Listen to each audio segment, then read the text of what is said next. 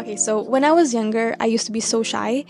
I used to be so shy that I couldn't even look people in the eyes. Before I said anything, I would replay over and over and over again the things that I was about to say.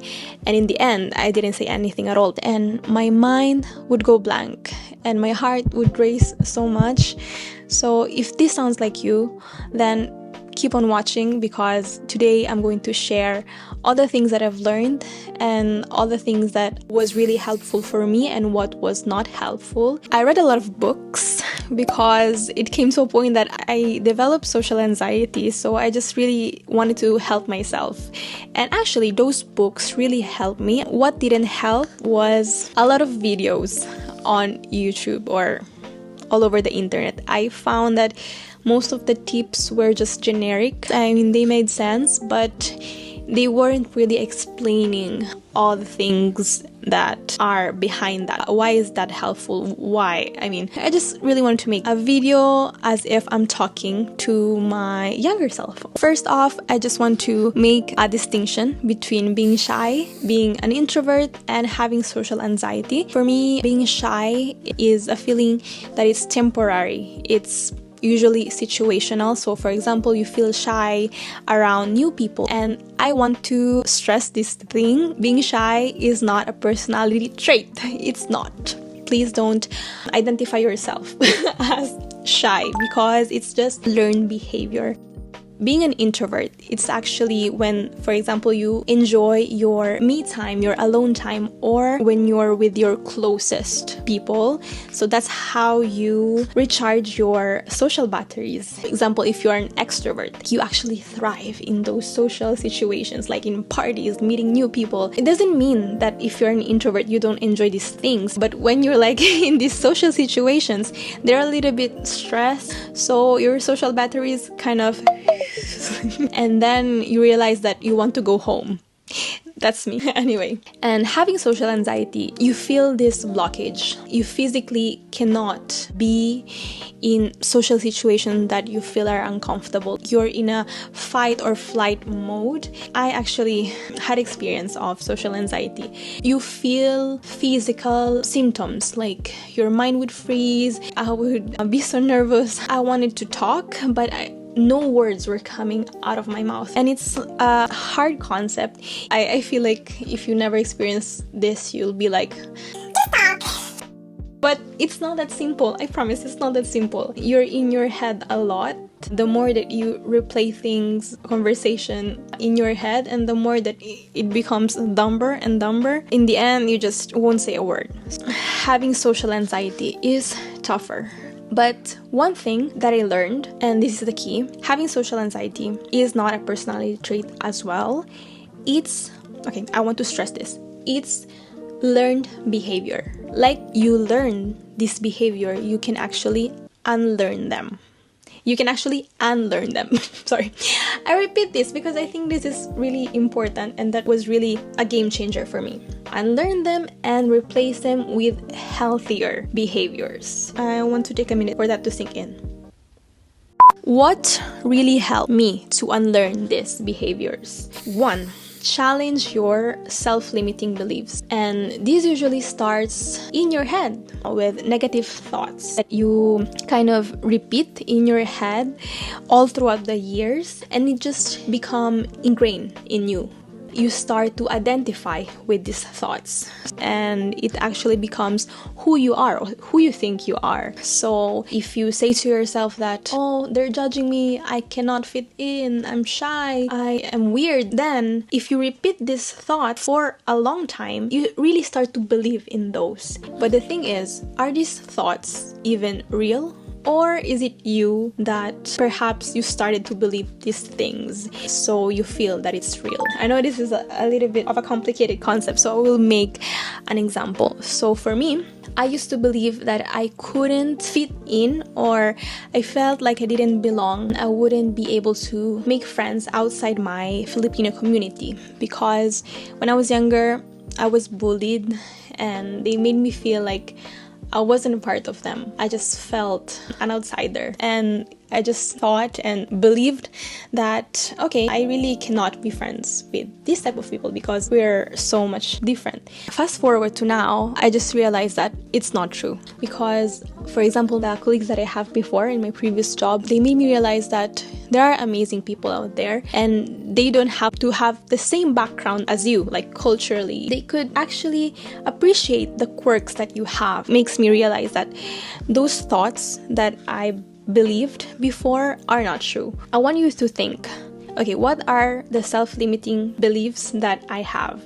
And I want you to think, are these even real? What are the roots of these thoughts? Also, I want you to think, these 3 common mistakes that we usually do in our thought patterns. One is catastrophizing. So, for example, you blow mistakes out of proportion. Like, it's such a big deal. But in reality, it's not. Other mistake that we do is mind reading. So I used to always do this. I would assume that people are judging me negatively. But think about it. Do you read their minds? Do you actually know what they're thinking? So don't mind read. Just don't assume things. Assume the best of people. And if ever, okay, for example, if ever they think badly of you, that's them. You cannot control what they're thinking. What you can control is you, how you act. And if you know that you're a kind person, that you are not doing anything wrong, you're not hurting other people, then you're okay, then you're fine. And whatever other people think of you, then let them be, because you don't have control on that, and you cannot live your life mind reading. Stop it. So just focus on yourself and don't mind read. Another mistake that we usually make is black and white thinking. So for example, I don't know, if I have a conversation with someone, I would think either it's so amazing or it's so bad. But honestly, the truth is always somewhere in the middle. I used to replay conversation over and over for hours, for days. Like, I would just sleep and then I would be reminded of something that I said one day, 1 year ago, and I'll be like, what did I say that? But I want you to take a moment and realize that a conversation is a two-way street. So I don't want you to feel responsible for that bad conversation. But perhaps it's not even bad, and as long as your intentions are good, then don't stress about it, please. So whenever you think about a bad conversation or interaction that you have, I want you to shift your thoughts and think, okay, perhaps that thing that I said wasn't cool, but what can I learn from it? In the future, perhaps I would say this instead.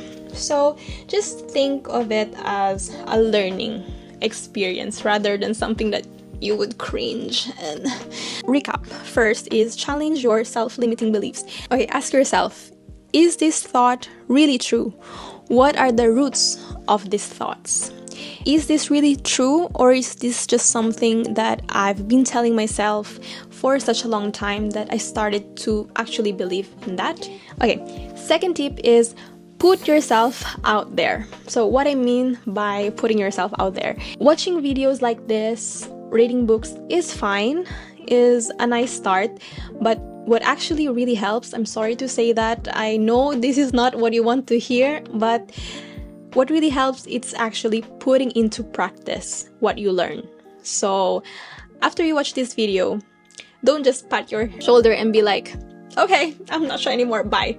Really try to grasp all this information and try to put them into practice. What do you mean? Putting yourself out there is not easy. I want you to take it one small step at a time. This is, I think, called gradual exposure. For example, if I'm afraid of speaking up or like talking with another person, I'm going to start small. I'm not going to do a public speaking, because then I would be just terrified and scarred for life. Perhaps one small step is just smile. Just when you meet someone that you know, the old you would just pretend that they didn't see them and they would just like hide behind the bush or something. The new you is going to smile. If you don't feel comfortable saying hi, you can just smile. And I know what you're thinking. What if they don't smile back? What if they don't say hi to me? I get ignored. I would just feel so stupid. And I'm here to say, it doesn't matter. It doesn't matter what they do. It matters that you tried. So if they don't smile at you, perhaps they didn't even see you, because I have friends that have poor eyesight, so they just didn't even see you. So don't take it personally. Or if they did see you and they just ignore you, well, duh, that's them. That's not you that has a problem, right? Do your part and smile and don't avoid them. Once you start this, then you can just build it up and you can do small talk. And okay, I used to be a hater of small talk. I would hate and dread small talk because for me, it didn't add anything. I would just love having those deep talks. But the truth is, you cannot go to someone and ask them the meaning of life. That's not like, you really have to start with small talk. I started to enjoy actual small talks because I feel like that's a necessary step for you to build a relationship with someone, and not relationship like romantically, friendship, etc. It all starts with small talk. One thing that really helped me was to focus outwards rather than inwards, because when you're too focused in you became too conscious of the things that you say. Because for example, me, I overanalyzed everything and I would just become too conscious. What if I'm weird? What if this? What if that, right? Okay, this is a golden tip. Be genuinely interested in other people. And I'm stressing genuinely, because you don't want to pretend that you're interested in someone, right? You want to be genuinely interested in what other people have to share. When they're talking to you, you are focused and you actively are listening. And you know why? Don't you love when you talk and someone actually listens to you? For example, you're in a group and another person talk over you, and there's one person who is still looking at you and they're supporting you, like, okay, go on, don't worry, go on. That feels good, right? So be that person that actually is kind and is actually genuinely interested in you. People just want to share their stories, and having someone there that actually listens is great. Okay, sometimes you're shy because you feel like you don't have anything interesting to say, to add, but that's not important. Start off by being interested in the other person and ask questions. If you don't know what to say, mirror them. For example, they're saying things like, oh, I went backpacking. I don't know why I said this. It seems like Joey's boyfriends. Anyway, I went backpacking to Europe. And you can say, to Europe? You can say that, and then the conversation just flows. But that's just one tip if you feel like you're stuck in a conversation and you don't know what to say. Also, another tip is reframe how you see and feel fear. Because oftentimes, we don't want to do things unless we are 100% sure or confident about it. If we feel fear, then we feel like it's not the right thing to do. But honestly, the goal is not to remove fear altogether. It's all about doing the thing even if you feel fear.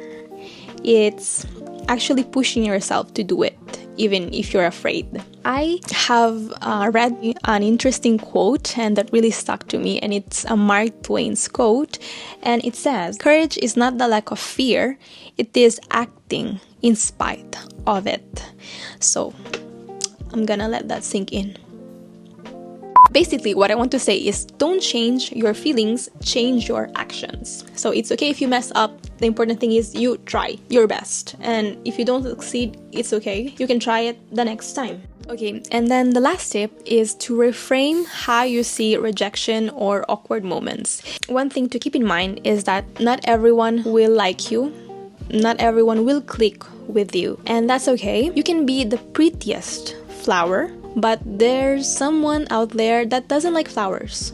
That means that you can be the kindest, most interesting person, but there could be someone that doesn't naturally click with you, and that's fine. Not everyone is going to be your best friend, and that's okay because we're all different. For example, for every 10 people that you meet, one will click with you. But in order to meet that one person that you will click with, you have to meet those 9 before. What does that mean?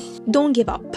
If you don't click right away, if you don't click with someone, it's okay, because then I assure you that you will meet the one person that you will click with eventually. In the short term, it seems like you're not making progress, but in the long run, that becomes really evident. Just don't give up even if you experience short-term setbacks. To finish this off, I want to say that this is not one-day journey. It's not like you wake up one day and you're not shy anymore. It's a process, and I have to say that I came a long way from that awkward, shy person that couldn't even look people in the eyes. Now I actually enjoy small talks. So weird for me to say that, but I love small talks. I love learning about other people.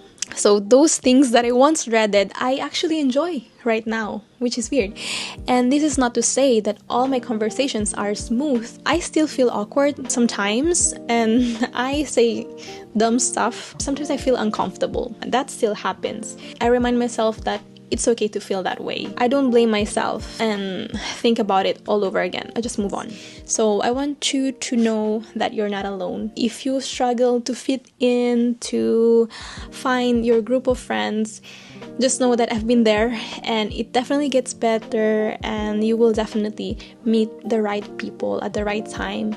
But just focus on yourself and focus on being a good person, a good friend, and everything, and then everything will turn out fine. I swear, I promise. Of course, accept yourself, but at the same time, constantly work on yourself to be better, to grow. That's it for this video. I hope you enjoyed it. For my next video, let me know what else we can talk about. And yeah, thank you so much for watching. Spread kindness to everyone, and yeah, have a good day. Bye. Love you.